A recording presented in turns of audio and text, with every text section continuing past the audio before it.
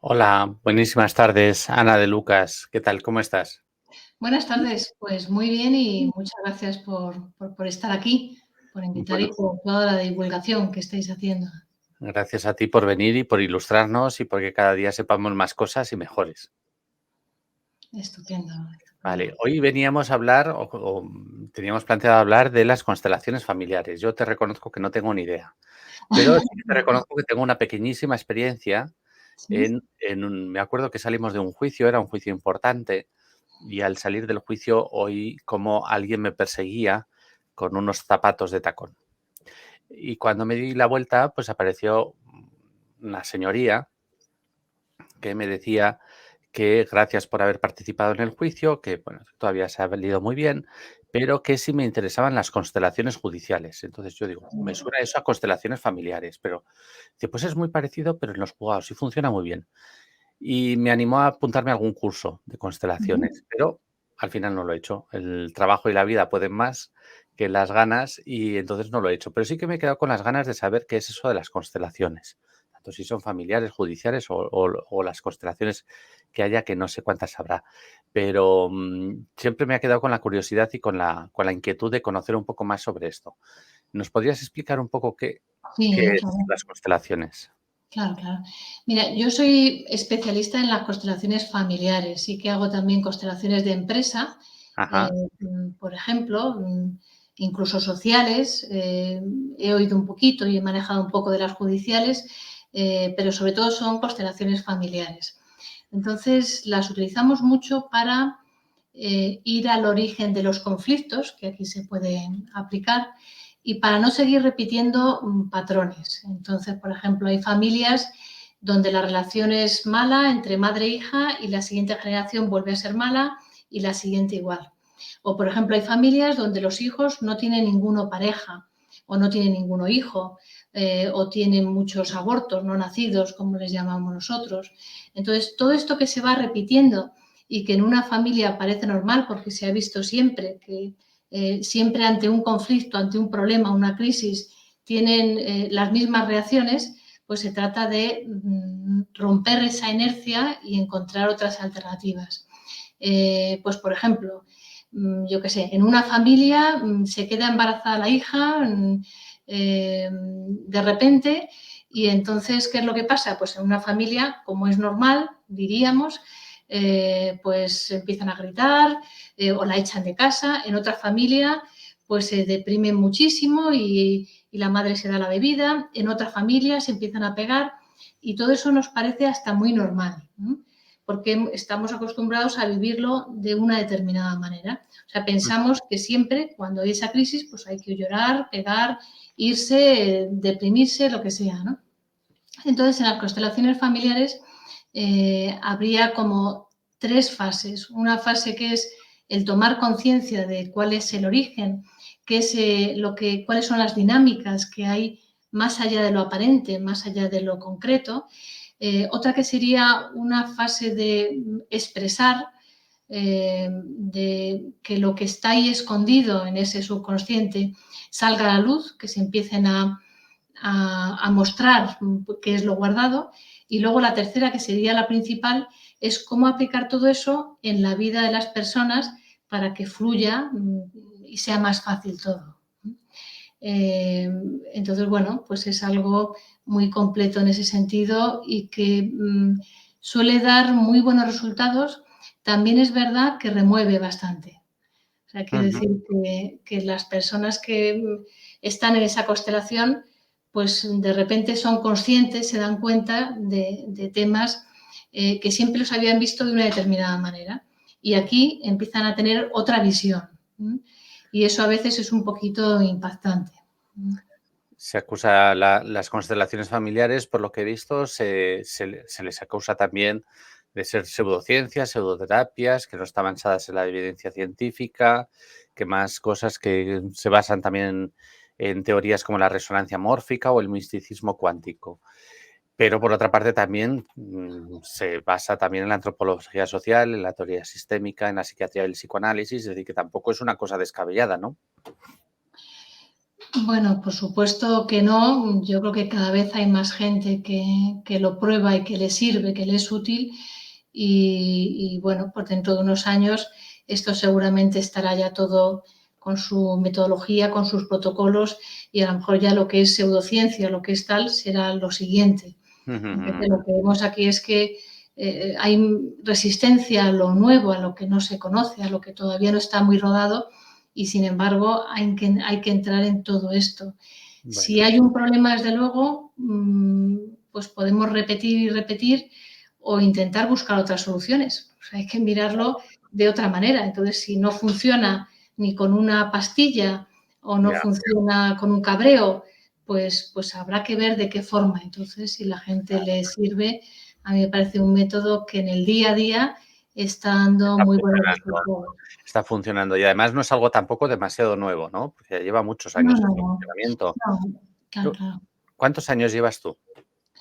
Yo llevo desde el 2013 dedicándome exclusivamente a todo esto, a Ujú, constelaciones familiares y a terapias energéticas, aunque ya llevaba unos años. ujú, Bueno, constelaciones familiares fue Bert Hellinger el que dio el impulso, no el que empezó con ello, pero sí el que empezó a divulgarlo, ¿no? ujú, ujú. Entonces, a mí quizá lo que más me parece interesante es que él habla de los órdenes del amor. Entonces, lo que dice esa palabra de orden, que es muy curiosa, ¿no? Está mezclando orden y amor, ¿no? Dos caras ahí de lo mismo. Y lo que dice es que con el amor solo no vale, que no se trata de eh, amar en general o dar mucho, etcétera, sino que todo tiene que tener un orden, ¿no? Y hay como tres principios, ¿no? Como tres órdenes, que sería la pertenencia, la jerarquía y el equilibrio, ¿no? Ujú, Entonces, es interesante, pero ya digo, a veces hay que cambiar un poquito, hay que verlo de otra manera.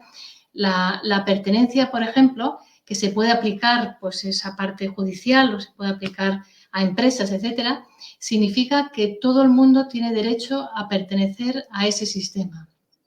En una familia quiere decir que el que se ha separado, el que es borracho, el que incluso es un asesino, forma parte de la familia. ujú, O sea, que todos tienen un papel en la familia, ¿m? Y que tienen que ser reconocidos y aceptados. ¿Qué significaría eso? Pues que al ampliarlo a lo que es social, lo que diríamos, por ejemplo, es que los sin techo, pues realmente son parte de la sociedad. por supuesto.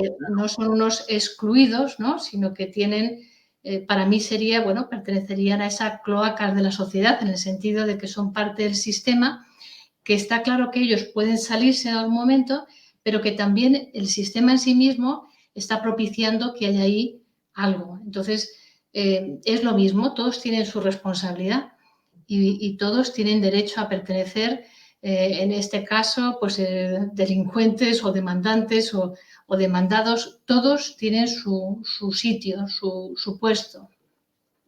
Aquí estarían también los abortos, los no nacidos, los fallecidos prematuramente de los que nadie habla. Mm, Se trata eso de reconocer a todos ellos. Ujú, Ese es el primer orden, lo más importante quizá, cuando queremos ver qué hay detrás, cuál es el origen del conflicto, sería ese, la pertenencia, y decir todos, todos, absolutamente todos. Por ejemplo, en una empresa diríamos que la señora de la limpieza también pertenece a esa empresa, ¿no? El conserje pertenece, igual que el director, el socio, el proveedor, etcétera. Todo es un sistema, ¿no? Todo está, hay que tener en cuenta todo ello. Y luego bueno, si quieres interrumpirme o sí, preguntarme. sí, no, te quería preguntar que, así es como un poco se construye toda la constelación, ¿no? Pero, ¿y qué pasa cuando se excluye a alguien de, es decir, cuando a la señora de la limpieza, al mendigo, al niño no querido, no deseado, se le excluye del sistema? ¿Qué es lo que pasa? Se establece un desequilibrio y de alguna manera, porque el tercer orden del amor sería el equilibrio, y cuando algo se desestabiliza o desarmoniza, hay otras partes del sistema que también empiezan a cojear.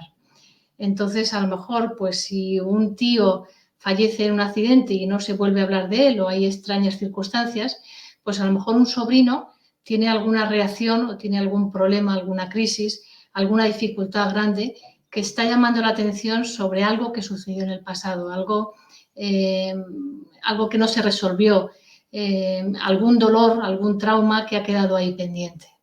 O sea que cuando se excluye a alguien puede afectar a ese mismo que queda excluido, pero también a otra persona. Por supuesto, y bastante, puede afectar bastante. Bueno, hay casos ya extremos y muy claros, ¿no?, que yo he vivido en primera persona. Pues, por ejemplo, bueno, no sé si es un poquito fuerte así entrar así de lleno, ¿no? Bueno, siéntete Intentando, cómoda, ¿no? sí, Así. sí. Pues, por ejemplo, había una familia en la que el marido tenía relaciones con su mujer, con su suegra y abusaba de sus hijas. Bueno, Entonces era una situación muy dura. Las mujeres estaban cabreadas con el hombre, con ese hombre autoritario, bueno, pues que imponía su voluntad, etcétera, ¿no? Y ahí eran hijos, yo a quien conocía era una de las hijas, pues eran varias hijas y había un hijo, ¿no? El único hijo. Y ese hijo, al cumplir 18 años, falleció por accidente. De alguna manera, en este caso extremo, que puede ser simbólico, en esa familia no se admitía a los hombres. Entonces, cuando el niño se convierte en hombre, es como que la familia, de alguna manera, o él mismo, pues ahí hay un desequilibrio. No quiere decir que se vaya a matar a alguien ni nada de eso, pero sí que se expulsa del sistema. Entonces, claro que puede haber... Afecta a todo el sistema. Afecta a todo el sistema, a generaciones siguientes, hasta que se soluciona, hasta que hay un cambio. Vale.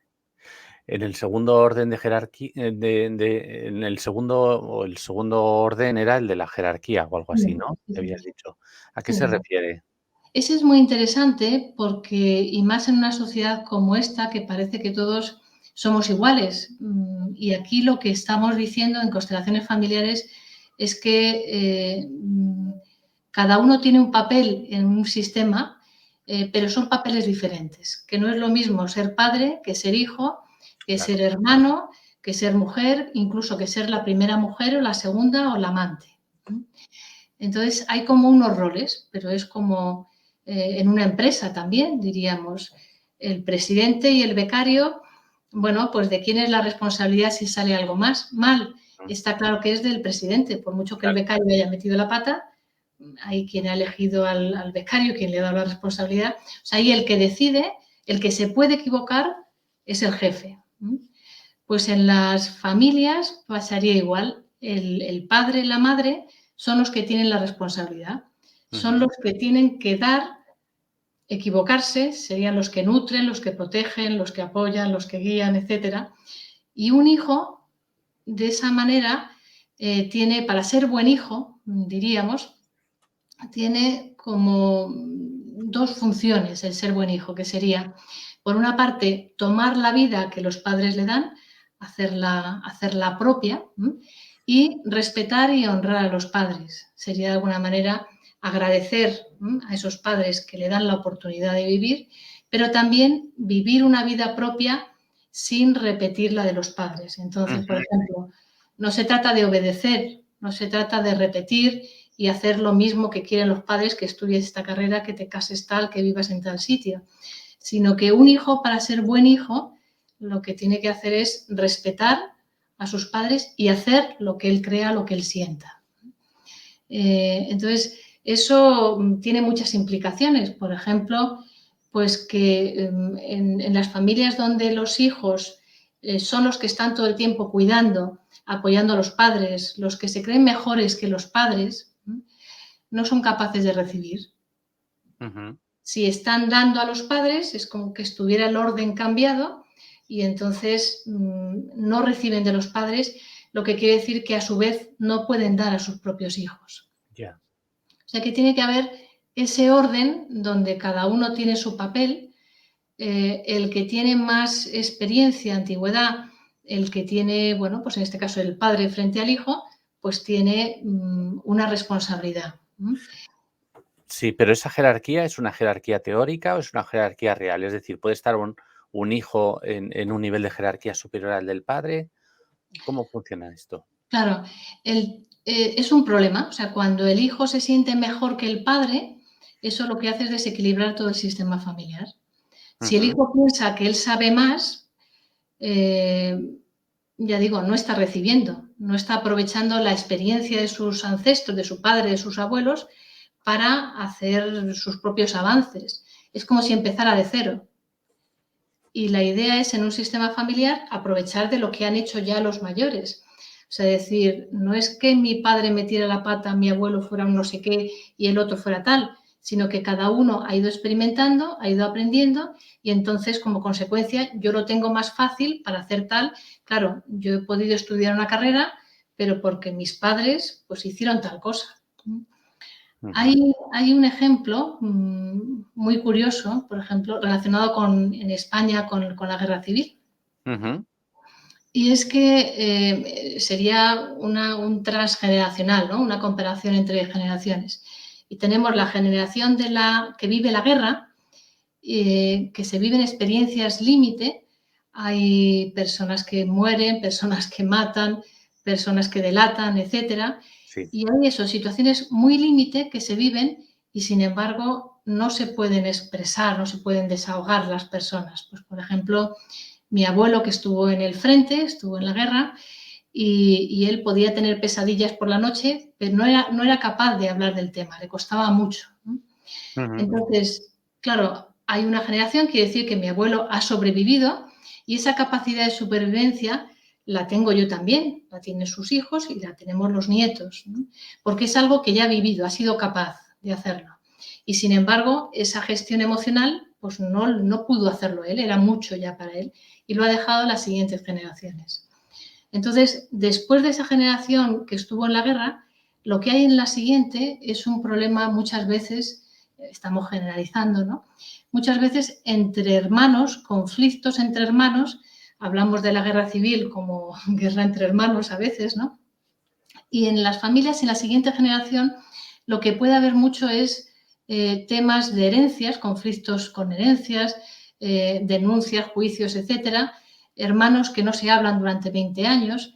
O sea, Ujú. hay unas tensiones familiares no resueltas, no se matan, por supuesto, como la generación anterior, pero sí que hay mucha tensión hasta el punto de eso de que hermanos estén unos contra otros, ¿no? Sí.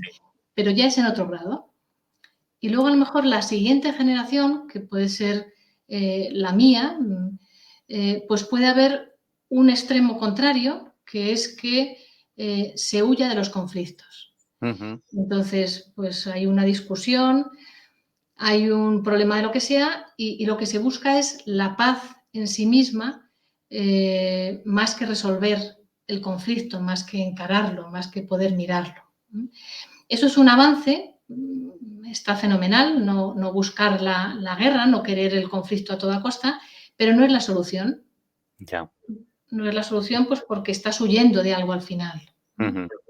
Y luego entonces habría otra generación que al final ya no está ni en un extremo ni en otro y ya, pues si hay que discutir, se discute, si hay que pelear, se pelea y si no, pues también, no hay problema con eso.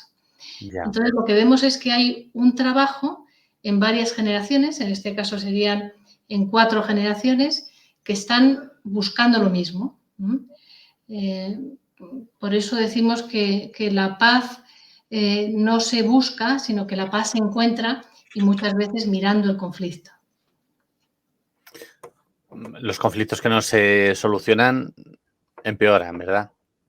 Sí, sí, sí, claro, claro. Igual que las emociones que se quedan guardadas. En constelaciones familiares lo que decimos a la gente es que llore, si tiene que llorar, que grite, si tiene que gritar, que se enfade o que diga. Estamos acostumbrados a decir a los niños, no llores, no te enfades. Bueno, pues hay que encontrar formas de sacar eso porque si no se queda todo dentro, se queda reprimido, se queda ahí y cada vez va cogiendo más fuerza. O sea Sí. que sí, sí, todo eso ahí queda.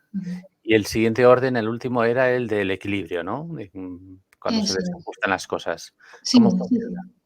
Pues en una familia todos tienen una posición, un rol, decimos, ¿no? Cuando uno cambia algo, los demás automáticamente también están siendo afectados. Por ejemplo, pues, no sé, una hija de repente pues siente que su madre se había equivocado y que su madre, pues que ya entiende a su madre, por decir algo, ¿no? Pues de repente a lo mejor la madre la llama por teléfono, la madre de repente siente eso de alguna manera y empieza a tener buena relación con la hija o empieza a llamar a sus nietos o lo que sea. Cuando algo se equilibra o desequilibra en una parte del sistema, en lo demás también se está equilibrando, desequilibrando. O sea, todo tiene una repercusión. Es como un sistema en biología, ¿no? Que dices, pues si hay más pájaros, más gusanos o más tal, bueno, pues todo se va ajustando, ¿no? Pues aquí igual. O sea, parece una cosa curiosa, pero bueno, es que estamos todos relacionados y hay personas que huyen de los temas, de los conflictos familiares y a lo mejor se van a miles de kilómetros, cambian de país, no quieren volver a saber nada de los padres y sin embargo llevan consigo toda esa carga. O sea, no solo es cuestión de proximidad, sino que es como si estuvieran los genes, de alguna manera, esa parte de ese problema, ese trauma, esa dificultad. Uh-huh. Y entonces, bueno, por ejemplo, una persona como yo requiere a alguien que le ayude con las constelaciones familiares. ¿Cuál es el primer paso? O sea, yo voy a ver a algún especialista como tú de constelaciones familiares. ¿Qué es el primer paso? El primer paso es querer, que no sea porque te lo dice alguien, ¿no? Quiero decir que si la persona va cerrada o diciendo, pues yo no me muevo, yo tal cual, pues ahí no. Otra cosa es que, por ejemplo, madres que van pidiendo ayuda a sus hijos, quien va a trabajar es la propia madre. O sea, el que trabaja, el que hace un cambio, el que toma conciencia, etcétera, es el que va a ir. Entonces, ahí se le ayuda a la persona, pero es la propia persona al final que es lo bonito, la que asume esa responsabilidad de alguna manera, resuelve. Y las constelaciones, una característica que tiene es que no se preparan. O sea, no puede ser que alguien llame por teléfono y yo diga, es que esto, la causa está en tal, sino que conviene verlo in situ en ese momento, para ver cómo está en ese momento las energías, las relaciones, las dinámicas, etc. Entonces, es simplemente tener apertura y trabajamos mucho con los ancestros, con los familiares. ¿Por qué? Porque esos patrones que se van repitiendo, normalmente la gente lo tiene fácil para ver qué pasó con mi padre, qué relación tenía con mi madre, el tío que se quedó marginado de tal. Entonces, son cosas como muy concretas, muy reales que se han vivido y es más fácil trabajar ahí muchas veces, en esas experiencias familiares. Bien, ¿qué es lo que tengo que llevar yo a una reunión o una sesión de constelaciones familiares? Buena memoria, buen carácter, no sé. ¿Qué Sí, es lo que hay que aconsejar a una persona cuando se acerca a hacer constelaciones familiares? pues quizá Documentos me apertura. imagino que no, ¿verdad? ¿Perdón? ¿Qué documentos? Me imagino que no. No, no, no. No, si se quiere se puede llevar pues un poquito ese árbol con los abuelos, pues si fallecieron muy pronto, si hubo alguna enfermedad, si hubo un suicidio, si hubo, o sea, un poquito, pues se puede llevar algunos datos, ¿no? Apertura, por supuesto, y quizá una de las cosas, por ejemplo, más complicadas de mover sea el tema de la soberbia. La soberbia es, claro, si no reconoces que algo funciona mal en la familia, que si no reconoces que hay un error de alguna manera, pues no se puede avanzar. Entonces sería apertura porque las cosas pueden cambiar, por supuesto que pueden cambiar, y entonces hay que ver alternativas. Y para ver alternativas, pues no puedes estar encasillado solamente en una cosa y decir, solo puede funcionar por aquí, o esos rencores, por ejemplo, que hay en algunas familias, ¿no? Que ese perdono pero no olvido, por Sí. ejemplo. O hay casos de esa indiferencia al padre, cuando una mujer me decía, preguntándole yo por el padre, y me decía, pues ese señor ni fu ni fa. Eso es una aparente indiferencia y realmente está incluso, es algo más acentuado, más grave hasta que el odio, ¿no? Cuando o no se trata o no se, o sea, cuando ya se ha superado ese extremo emocional y la persona aparenta indiferencia, pues es incluso más grave, ¿no? Entonces, claro que afectan mucho los padres. No quiere decir que haya que llevarse bien o llamarles todos los días o verles tal, pero afecta mucho la relación que tenemos con ellos, cómo les vemos desde nosotros y eso que decíamos de sentirnos hijos, no sentirnos superiores a los nuestros, ¿no? A esos padres, a esos familiares, ¿no?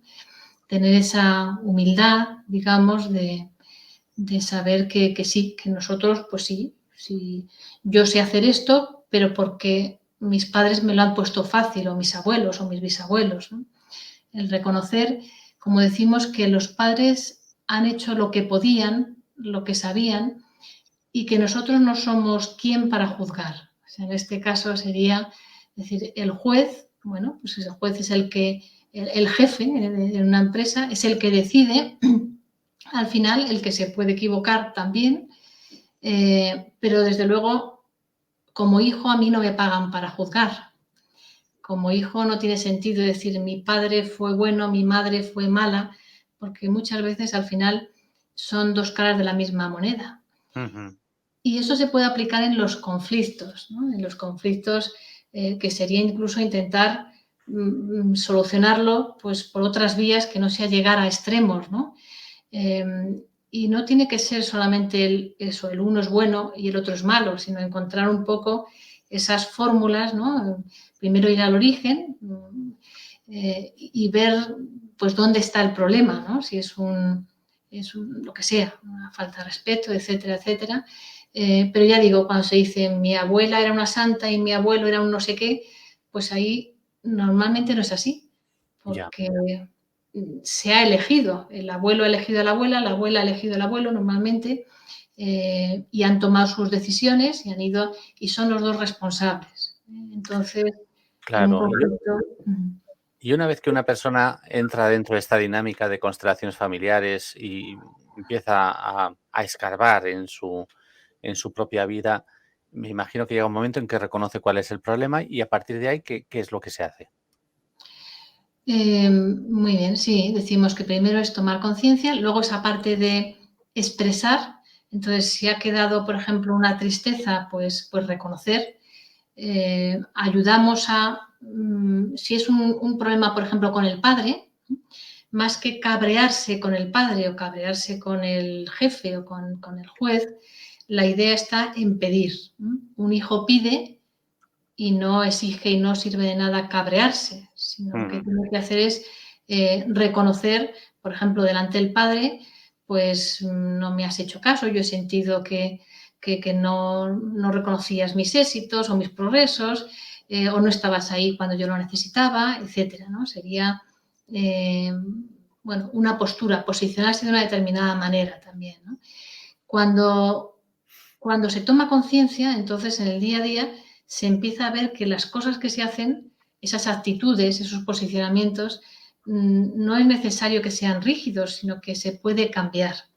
Ya a lo mejor no te tomas algo de forma personal pensando pues, que es el jefe o la compañera de trabajo quien siempre te está pinchando tal, sino que tú estás a la defensiva, por ejemplo.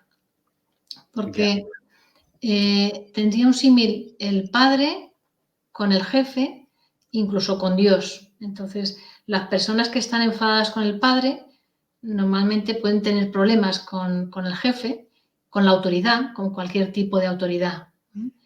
Entonces nos vamos a la familia, vemos qué ha pasado y ahí colocando eso, la persona lo tiene más fácil y no hace falta que esté todo el tiempo peleándose con esa autoridad. Ya. Qué O bien. sea, que sería aplicarlo en el día a día de la persona y se pueden incluso hacer simulaciones, se pueden hacer escenarios, ¿no? De cómo dirigirse, de cómo actuar y ver que hay más posibilidades. suele fantástico. haber un cambio grande, ¿no? Lo único que eso, que a veces es romper como esas estructuras rígidas, ¿no? Estar dispuesto a hacer cosas diferentes. Sí, eso es importante, ¿verdad? En toda la vida. Bien. Y a partir de ahí ya se producen los cambios prácticos, ¿no? Me imagino que unos con más velocidad, otros con menos velocidad y que al final pues tiende el sistema a reequilibrarse y a estar en paz. Pero ¿y esto cómo se traslada, por ejemplo, a una empresa o cómo se traslada a un sistema judicial? Claro, pues en una empresa lo que veríamos es qué pasa con, por ejemplo, con el compañero del trabajo que representa el hermano, la relación entre iguales, o si es la relación con el jefe, que sería en la jerarquía familiar, pues con los padres, ¿no? Entonces, dependiendo de qué tipo de conflicto haya, pues se suele utilizar la parte familiar. O sea, lo más fácil de tratar es la familia y lo más fácil de cambiar. Y cuando eso se cambia, entonces también afecta a los temas de trabajo, etcétera, ¿no? Y judiciales. ¿Por qué? Pues porque si hay un tema de fondo, a lo mejor tienes el problema con el jefe en un trabajo y cambias de trabajo y vuelves a tener un problema con otro jefe y cambias y otra vez con otro jefe tienes también problemas. Hasta que no resuelves el origen, pues vas a repetir, ¿no? Es como una mujer maltratada, ¿no? Es decir, una mujer maltratada, ¿vale? Pues el agresor pues podrá estar en la cárcel, pero si esa mujer no cambia la actitud, la siguiente pareja que tenga, pues va a ser del mismo perfil. Entonces, Claro. ¿no? El maltratador tendrá que hacer algún cambio, ¿no? Se supone, pero también esa víctima, de alguna manera, tiene que cambiar para no seguir repitiendo, porque Ujú. no depende solo del exterior, sino que depende de cada persona. O sea, cada persona, en cuanto cambiamos y nos posicionamos de otra manera, cambia todo, pero no somos conscientes de qué o cómo, ¿no? Ya. Entonces, en esas constelaciones judiciales, pues podría evitarse llegar hasta el juicio de tal y se podría llegar a acuerdos antes, encontrando primero el respeto de todos los participantes, ¿no? El reconocimiento de todos, ¿no? No ir pensando eso que uno es el bueno y otro es el malo, sino que cada uno tiene su parte de responsabilidad, su parte de razón y yendo un poquito más allá de lo aparente, de lo que parece. Entonces, encontrando ese origen, si se puede, y con firmeza, pero sin rigidez, ¿no? De alguna manera, con esa, no sé si decir, cierta empatía, aunque parezca que empatía en el entorno judicial es un poco así más raro, pero sí, cierta empatía, pero también con unos límites y una firmeza. Bueno, bueno. Pues yo creo que ya lo tengo un poco más claro que antes. Yo me veía un poco incapaz de entender lo que eran las constelaciones. Ahora ya lo tengo un poco más claro y me sorprendió mucho la anécdota que te he contado antes y hasta ahora no he tenido tiempo de informarme un poco mejor, pero ahora sí que lo tengo un poco más claro. Bien, Pues, pues yo creo que ya hemos pasado de largo la media hora. No quería ujú, entretenerte tampoco mucho, porque además prefiero que vengas otro día a contarnos más cosas de las constelaciones mm. familiares. Y no sé si te queda algo por decirnos. No, simplemente animar a la gente a explorar otras opciones y en vez de estar repitiendo y repitiendo, pues que vayan a esta herramienta o a otras técnicas, que no se Otras queden técnicas. en lo conocido que no sirve, Ya. que se No, desde animen. luego que cuando hay un problema familiar o de un sistema familiar o de empresa, la pastillita mágica no se ha inventado, ¿no? Y que por mucho que uno cuente su historia y sus penas, eso tampoco cambia nada en la vida, ¿no? Tiene que ser algo un poco más profundo, quizás un poco más complejo, pero por lo menos que tenga un mínimo de eficacia. Y esto, pues aunque se le tacha de pseudociencia, de pseudoterapia, pues por lo menos está funcionando. Sí, sí, sí, así es. La pastilla milagrosa es que muchas veces lo que hace es quitar el síntoma. Entonces, una pastilla que solamente hace que no duela, pues no sirve, porque al final sale en ti o en los siguientes, en la siguiente generación. Sí, yo recuerdo una época que yo me dedicaba a la psicoterapia y me acuerdo que muchas Ujú. veces había gente harta de tomar pastillas que no le servían para nada, pero ahora, por ejemplo, me estoy acordando de una mujer que decía estar sufriendo de depresión desde hacía muchísimos años y en la entrevista, en las reuniones, pues su marido era maravilloso, su vida era maravillosa, todo era maravillosa, pero ella estaba muy mal porque había algún desequilibrio físico en ella, ¿no? En el cerebro, que suelen decir, ¿no? Y me acuerdo que después de hablar con ella varios días y ver que algo estaba ocultando, algo fallaba, algo no cuadraba, bueno, pues un día llegó y explotó, ¿no? Su marido no era tan perfecto como ella decía, su trabajo no era tan perfecta como ella decía, su vida no era tan perfecta ni tan ideal como ella decía, y sí que había muchos problemas que justificaban su estado de tristeza y de ansiedad, pero el problema es que muchas veces la gente no lo quiere ver y se conforma con abrazarse a una pastilla, ¿verdad? Exactamente, lo has descrito fenomenal. Ujú. Esta Pasó de gente tener Sí, esta mujer pasó de estar casada con un ángel a estar casada con un asqueroso. ujú. Claro, claro, claro. Sí, sí, Entonces hay que reconocer lo propio, sí, ya digo, hay una responsabilidad propia que hay que asumir, no vale decir, o todo está bien o los malos son los otros. Y dices, vale, sí, si tu marido está, ¿por qué sigues de esa manera? ¿Por qué no claro. has buscado alternativas? ¿Por qué no llegas a una mediación? ¿Por qué no? Lo que sea, ¿no? Sí, Mm, sí, decir las cosas, ¿verdad? Pues muchísimas gracias, Ana de Lucas. Muchísimas gracias por venir, por ilustrarnos, por enseñarnos. Y como para nosotros es tan importante informar como tener un punto de encuentro donde la gente hable de cosas normales mm. y menos de dramas y de guerras mundiales, pues te agradezco muchísimo que nos hayas dado esta visión, por lo menos amable, de la vida, donde se ve que los problemas tienen solución.